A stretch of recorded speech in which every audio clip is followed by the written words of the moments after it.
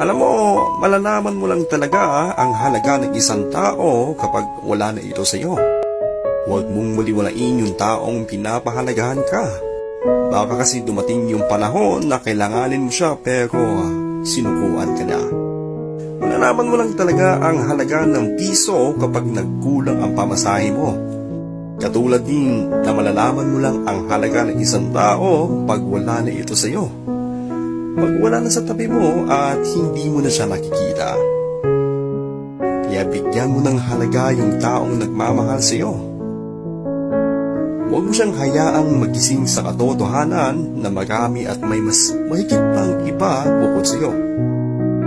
Huwag mong hintayin mapagod siyang mag-effort sa iyo bago mo ma-realize na mahalaga pala talaga siya sa buhay mo. Alam mo, huwag mong bitawan isang bagay na hindi mo kayang makita na hawak ka ng iba.